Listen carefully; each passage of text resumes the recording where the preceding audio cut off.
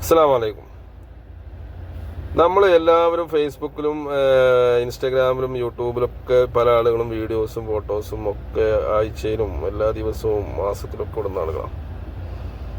പക്ഷെ എല്ലാവരും വിചാരം ഇതൊക്കെ ലക്ഷങ്ങളും കോടികളും കിട്ടാൻ വേണ്ടിയിട്ട് ചെയ്യുന്ന പ്രവൃത്തികളാണെന്നാണ്. എല്ലാവർക്കും ഒന്നും ഇത് കിട്ടൂല. ഇതിന് കൃത്യമായിട്ടുള്ളൊരു പ്രോസസ്സും കാര്യങ്ങളൊക്കെ ഉണ്ട്. പക്ഷെ അതിനപ്പുറത്തേക്ക് നമ്മളെന്ന വ്യക്തിയുടെ ചിന്താഗതികൾ ഈ സമൂഹത്തിലേക്ക് നമ്മൾ എത്തിക്കുക. നമുക്ക് എന്തൊക്കെ കഴിവുകളുണ്ട്, കഴിവ് കേടുകളുണ്ട്, ഇതെല്ലാം മറ്റുള്ളവർ തിരിച്ചറിയാം. അപ്പോൾ നമ്മളിടുന്ന എല്ലാ വീഡിയോസുകളിലും കഴിവ് കേടുകളുണ്ട് അല്ലേ? എങ്കിലും നമുക്ക് വിടാം. കാരണം നമ്മളെ ഫേസ്ബുക്ക് അക്കൗണ്ടാണ്, നമുക്ക് ധൈര്യമായിട്ട് വിടാം. സ്വീകരിക്കേണ്ടവർക്ക് സ്വീകരിക്കാനില്ലാത്തവർക്ക് ഒഴിവാക്കി വിടാം. അപ്പോൾ ഇതുകൊണ്ടുള്ള ഒരു കാര്യം എന്താണെന്ന് ചോദിച്ചാൽ, വരുന്ന തലമുറ അല്ലെങ്കിൽ നമ്മുടെ ഈ ഒരു കാലഘട്ടത്തിൽ നമ്മളെപ്പോലുള്ള വ്യക്തികൾ പല സ്ഥലങ്ങളിലൊക്കെ ജീവിക്കുന്ന ആളുകളാണ്.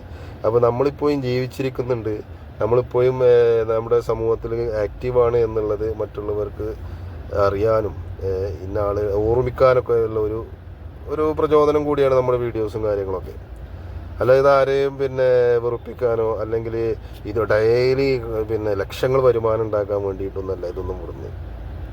ഇപ്പോൾ പല ആളുകളും ചിലപ്പോൾ നമ്മൾക്ക് സ്ഥിരമായിട്ട് പണ്ടൊക്കെ നമ്മളൊരു ഫോട്ടോസ് ഇട്ടാൽ ലൈക്ക് അടിക്കുന്ന ആളുകൾ, പല ആളുകളും ചിലപ്പോൾ ഇപ്പോൾ ലൈക്ക് അടിക്കുന്നുണ്ടാവില്ല.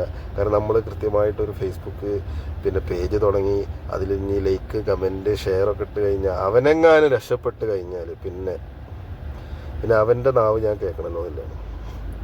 പക്ഷെ നിങ്ങൾ മനസ്സിലാക്കേണ്ട കാര്യം, നമ്മൾ പല ആളുകൾക്കും ലൈക്ക് കമൻറ്റൊക്കെ കൊടുക്കാറുണ്ട് അല്ലേ? ഞാൻ അതായത് നമ്മൾ പുറത്തുള്ള ഇപ്പോൾ വീഡിയോസ് ചെയ്യുന്ന ആളുകൾക്ക്, നമ്മുടെ നാട്ടിലുള്ള ആളുകൾക്ക് നമ്മൾ ആരും ചെയ്യില്ല.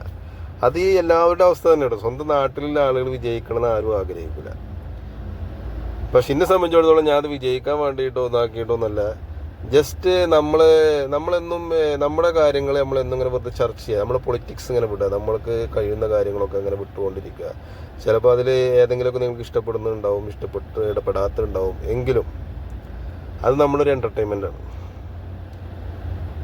അപ്പോൾ അതുപോലെ തന്നെ ഇപ്പോൾ നമ്മളെ കാലശേഷം നമ്മളെ മക്കൾക്കൊക്കെ നമ്മളുടെ ഇതുപോലുള്ള കാര്യങ്ങൾ അവർക്ക് നമ്മളൊന്ന് ഓർമ്മിക്കുക. നമ്മൾ ചിലപ്പോൾ ജീവിതത്തിൽ അവർക്ക് കൂടുതൽ സന്തോഷം കൊടുത്തിട്ടുണ്ടെങ്കിൽ എപ്പോഴും നമുക്ക് അവിടെ ഇഷ്ടമാകാം. കാരണം എനിക്ക് എൻ്റെ ഫാദറിനെ ഏറ്റവും ഇഷ്ടപ്പെട്ട വ്യക്തിയാണ് എൻ്റെ പാപ്പ.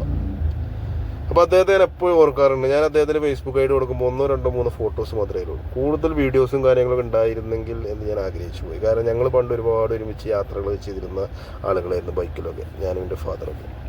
അന്നും നമുക്ക് ഈ വീഡിയോസ് എടുക്കുന്ന കാര്യങ്ങളോ അല്ലെങ്കിൽ അങ്ങനത്തെ കാര്യങ്ങളൊന്നുമില്ല, മൂഡിലെ സമയമല്ല. കാരണം അന്ന് അങ്ങനത്തെ ഒരു കാലഘട്ടമല്ല. അന്ന് ജസ്റ്റ് ചിലപ്പോൾ ഒരു ഫോട്ടോസൊക്കെ എടുക്കുന്നില്ലാതെ അന്ന് യാത്രകൾ ഇങ്ങനെ ചെയ്ത് ആസ്വദിച്ച് പോവുക. അപ്പോഴാണല്ലോ മൊബൈലിൻ്റെ കാലഘട്ടമൊക്കെ സജീവമായത്.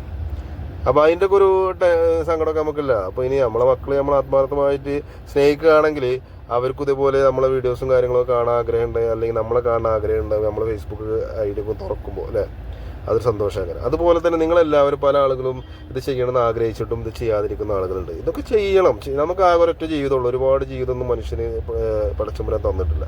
ഓൺലി വൺ ലൈഫ് അല്ലേ? അപ്പോൾ ആ ജീവിതത്തെ മനോഹരമാക്കി തീർക്കണമെങ്കിൽ നമ്മൾ ഇഷ്ടപ്പെട്ട കാര്യങ്ങളൊക്കെ നമുക്ക് കഴിയുന്ന വിധത്തിൽ നമുക്ക് ചെയ്യാം. ആളുകൾ ലൈക്ക് അടിക്കുക, കമൻ്റ് അടിക്കുക, ഷെയർ ചെയ്യുക ഒന്നും നിങ്ങൾ നോക്കണ്ട. അതൊന്നും നമുക്കൊരു പ്രശ്നമല്ല. നമ്മൾ ചെയ്യേണ്ടത് നമ്മൾ ചെയ്തുകൊണ്ട് ഇരിക്കുക. അപ്പോൾ എല്ലാവർക്കും റമദാൻ കരീം.